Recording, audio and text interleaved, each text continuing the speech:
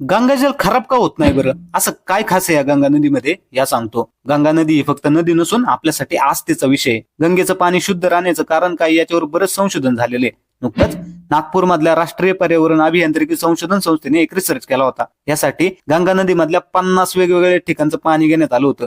त्यात गंगा नदीचं पाणी खराब न होण्याची 3 मेन कारणं सांगितली होती. पहिलं कारण हे की गंगेच्या पाण्यात बॅक्टेरिया फेज या व्हायरसची मात्रा जास्त असते. हा व्हायरस माणसांसाठी हानिकारक नसतो.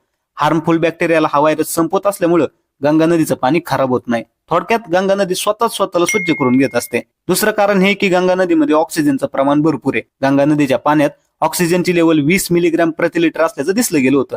आपल्या नॉर्मल पाण्यात तीच मात्रा 6.5 ते 8 मिलीग्रॅम प्रति लिटर असते.